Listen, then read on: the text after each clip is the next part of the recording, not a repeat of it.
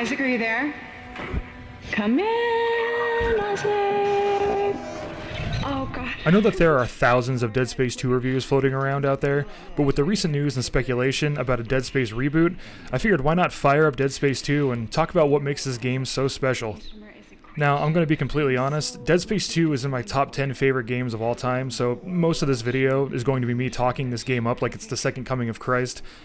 But it's well deserved, and I think most people watching this would agree with me on that. You were drifting away for a moment there, Mr. Clark. Let's get into the story of Dead Space 2. This game takes place 3 years after the events of the first game. Our boy Isaac is being held in the medical wing of what's called the Sprawl, a colony built on what's left of Saturn's moon Titan. This happens to be the site of the first planet crack, and as we all know, planet cracking is the only way the human race can keep going because all of Earth's resources are running dry. Isaac wakes up to a dude named Franco telling him he's in terrible danger, and right before Isaac has a chance to wipe the sleep out of his eyes, Franco gets a huge facial from a necromorph and turns into this nasty, stretchy-necked alien nightmare.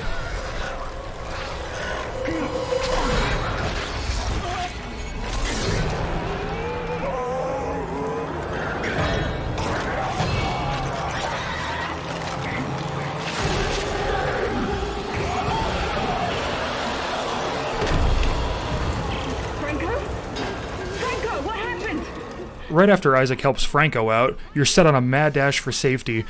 Dead Space 2 doesn't fuck around, man. I mean, it throws you right into all this chaos with no weapon, no idea where to go, and a hell of a lot of necromorphs to dip, duck, and dodge.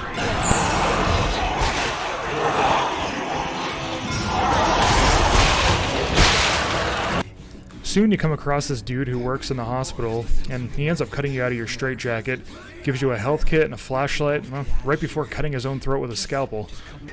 We're all gonna burn for what we did to you.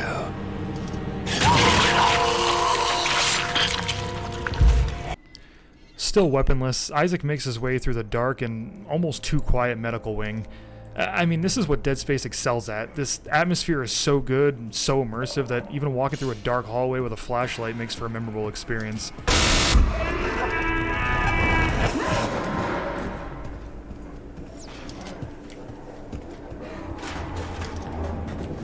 Now along the way you get your kinesis weapon.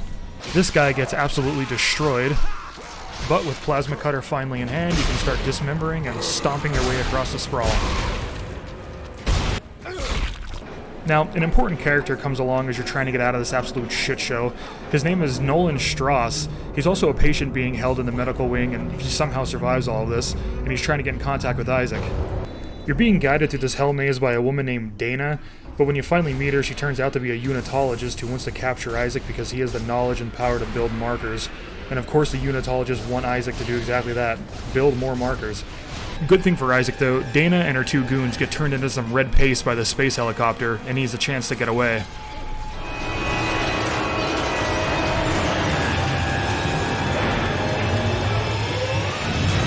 Eventually, Strauss tells Isaac that there's a giant marker in the government sector. Isaac takes that personally, and he sets out to destroy the marker once and for all. Well, not once and for all, because there's a Dead Space 3, but I thought once and for all at the time. In your travels, you come across another survivor named Ellie. She's an officer working on the Sprawl who's also trying to get to the government sector. She kindly tells Isaac to fuck off and not follow her. Don't follow me. Okay. Cold. And just when you thought everything was going to work out and you and your merry band of marker hunters were going to march into the government sector and make that thing wish it wasn't a marker, this Tiedemann guy radios Isaac and tells him he's cut off power and the train is inoperable. Tiedemann is a director of operations on Titan and he's a win-at-all-costs kind of guy. When he cuts off the power to this part of the station, he's also cutting off all of the life support, and he's just like, yeah, man, these things happen. Eventually you get the power back on and the train gets rolling. Of course Tiedemann can't have this, and he cuts the tracks in half with a giant solar laser. Honestly, this is pretty badass. I mean, who doesn't love giant lasers in outer space? Now, this is probably one of the coolest parts in the story, in my opinion. As you're sitting there wondering what you're going to do now, you look over and there it is, the USG Ishimura. That ship from the first game, where it all started. We're going back, baby. Isaac says he can use the gravity tethers from the Ishimura to line the tracks back up and get the train safely across. We'll get more into the Ishimura later because, honestly, I think the way they do this part is so freaking cool. And the first time I played this part, I was like, there's no way I'm setting foot on that ship again. I mean, I absolutely love the choice to put you back on the Ishimura in the second game. I mean, they traumatize you in the first game, and then they're like, oh yeah, you're going back on this ship. So you get the gravity tethering, and you end up blasting yourself out of the Ishimura. You crash, and when you come to, Strauss is attacking Ellie because, well, he just can't keep all his crazy in anymore. You make your way into this mining area, and this is where the game really starts ramping up. Eventually you encounter Strauss, who tries to stab Isaac in the face with a screwdriver. You tap your way through the QTE and ram that thing right through Strauss's head. Now, the whole time you're stomping and plasma cutting through the sprawl, you're haunted by hallucinations of your dead girlfriend Nicole. These hallucinations come to a head when Isaac has to accept that she's dead and he has to let her go. Further in the mine, Isaac and Ellie find a giant drill and blast their way into the government sector. You find a gunship that Ellie wants the two of you to escape on. Isaac pulls a fast one and sends Ellie off on her own. After all, Isaac has a marker to destroy. Isaac completely ruins Tideman's day by letting all the necromorphs into the government sector. These bastards follow Isaac and Ellie through the tunnel they drilled, and they're ready to rip and tear until it is done.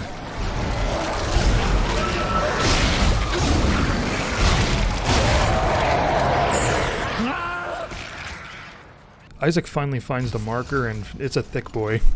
All of the necromorphs are gathering around it like it's some kind of alien Burning Man, and the marker begins convergence. Convergence is triggered when enough people are infected by the necromorphs, and they form what's called a Brethren Moon, which is basically a giant necromorph that emits the marker signal. Not good. You stumble across a machine that is supposed to unlock the part of Isaac's brain where all the marker information is stored. This is one of the most stress-inducing parts of the game for me, as you're lowering this giant needle closer and closer to Isaac's eye, trying not to stab him right through his forehead.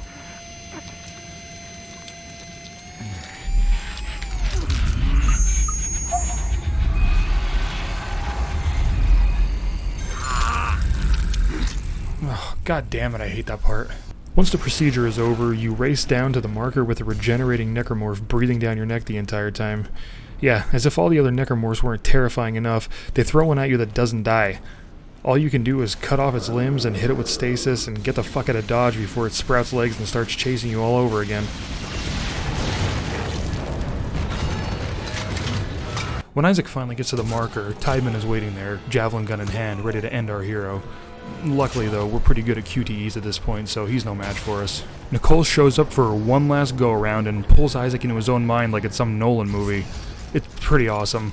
Isaac has to battle the marker-infected part of his brain in order to destroy this particular marker because, after all, he created it. This fight is one of the coolest in this series in my opinion. Isaac fighting in his own mind, it's just awesome.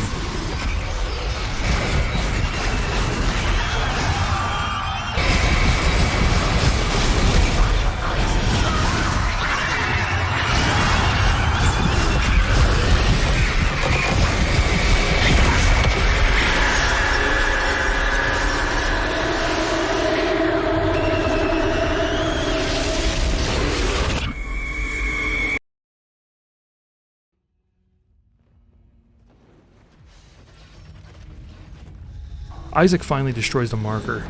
Exhausted and half dead, Isaac sits down under the crumbling marker and some somber music starts to play as the credits begin to roll. Could this be it? Is this the end of our beloved protagonist? No way, Jose. Ellie comes crashing through the roof to save Isaac's ass. You rocket man your way into the gunship, Ellie pulls you in, and you two live happily ever after.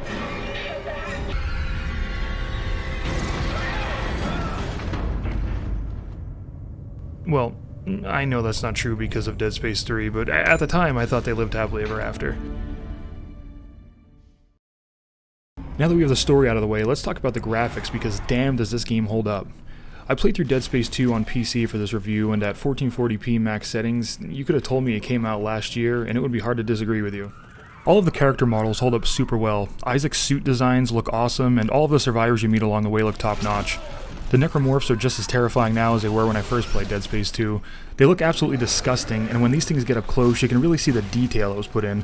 The way they look all wet and slimy, they look kinda human and kinda alien, it's pretty awesome. The level design is top notch here. As much as I love Dead Space 1, I feel like the level design shines so much more in Dead Space 2. The medical wing, the shopping area, the elementary school, the mine, and the government sector, all these areas have their own unique feel to them, and that really makes the sprawl feel lived in. You'll be walking through people's apartments as they try to desperately flee the station as the necromorphs are destroying everyone in their path. In the shopping area, you can see advertisements for different products and stores. In the elementary school, you fight through waves of necromorphs in a gymnasium that's set up for a school play. And the government sector has this sterile look and feel to it. It's such a stark contrast from the rest of the station. The Dead Space series has stood apart from other third-person shooters in one big way. There's no HUD. I know that everyone brings this up when they talk about Dead Space, but it's a great way to keep you immersed while you're playing. Your health and your stasis meter are displayed on Isaac's back. This is called the rig, and it does a great job of keeping you informed on if you're almost dead or not. Same goes for weapons. When you're aiming your weapon, your ammo count comes up in a small window, giving you the information you need without cluttering the screen. These two small design choices really make the gameplay some of the best in the genre. Usually in most video games, you have your health bar, your stamina meter, or your ammo count displayed on the screen, probably somewhere in one of the corners. Dead Space just strips this away and puts this on Isaac's back, making for this awesome, minimal, cinematic experience. Kind of makes it feel like a movie. The combat in Dead Space 2 really hasn't changed all that much from Dead Space 1. If anything, it feels a little more polished, and that's mostly because I feel like the controls aren't as stiff and clunky as they were in the first game. Look, Isaac isn't some super soldier that fought a war or has some top secret training that makes him a deadly assassin. He's an engineer, just trying to survive like everyone else. He won't be dodge rolling or doing tactical reloads or anything. He's just a normal dude. All of the classic weapons make a return. You have the plasma cutter, the pulse rifle, the flamethrower, and so on. The weapons feel great. I love the punchy feeling of the plasma cutter or kiting a bunch of necros together and blasting them apart with the force gun. It just makes Isaac feel like a real badass. The combat in this game is pretty good. It can get a bit repetitive. You'll make your way through a room or a hallway, get ambushed by necromorphs, and move on. Luckily they throw in some mini-bosses and a lot of enemy variants to keep things kind of fresh. The sound design in Dead Space 2 is right up there with games like Resident Evil Village and Alien Isolation. It's top-notch and it's the cherry on top of the horror sundae. You'll be creeping down dark corridors and you'll hear the faint scuffling of necromorphs in the distance, or some metal pipes banging, or the occasional whisper of Isaac's name, like the marker is calling to you. All of this together makes you feel like you're never really safe, and at any moment a necromorph can jump out and lobotomize Isaac. The voice acting is pretty good. All of the dialogue is delivered well, and I never really felt like anything was out of place or too over the top. Fuck you! And fuck your marker! I especially love when you're in an area with no oxygen and you can't really hear anything. Everything is just all muffled, and it makes these areas feel more dangerous and foreboding, and enemies can sneak up on you way easier. I also love the contrast in sound in this game. It can go from being so quiet that you can hear Isaac breathing in his helmet to these huge explosions of sound when a boss appears or a necromorph comes crashing through a vent. And it's these peaks and valleys in sound that just help you stay immersed in the game. So make sure you put a pair of headphones on and get ready to shit all over yourself.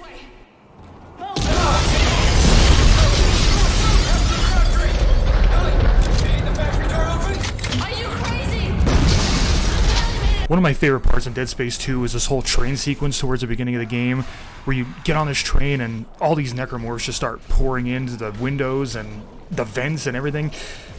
And you're just in this small confined space, and the train breaks in half and you have to rocket man your way back over to the other piece, and then the necromorphs still keep coming in, and then the train starts to derail and make all these weird screeching sounds. Then you get thrown in your back and you're doing this slip and slide thing while you're just still shooting all these necromorphs that are trying to kill you. And then before you know it, the train eventually comes to a stop, and then you just fall down here and you're hanging by your leg and you're just still shooting all these necromorphs.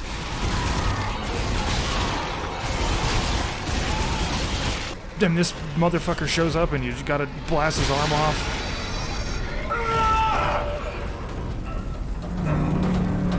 Finally teach that thing a lesson, and then this whole train is about to crush Isaac. You get hit with some bitch's luggage, and then this whole train just comes down, and then you get these crazy Michael Bay explosions. Oh man, this part's fucking awesome. Data, I need a new route. Another one of my favorite parts from Dead Space 2 was the choice to put you back on the Ishimura. Like I said earlier in the video, I just absolutely love this part. To go back on the ship where it all started and see everything covered in plastic and red tape, it just makes you feel uneasy. I remember the first time playing this game and being put back on the ship, and I was just remembering everything that happened in every room I walked into. It was just such a cool design choice, and I'm really glad they put it in.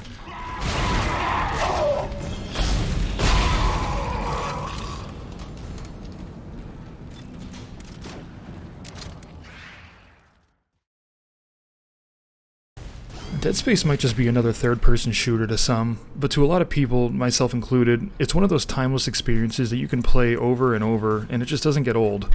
You really start to empathize with Isaac on his journey, and you just want to see him come out on top. He goes through so much shit throughout the series, and he never gives up.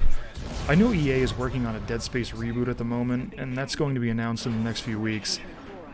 I'm happy that Dead Space is getting attention again, and I'm happy to see the Dead Space community finally be able to get excited about something. I just hope no matter what happens, they do the series and the fans justice, and introduce Dead Space to a new generation of players. Here we go.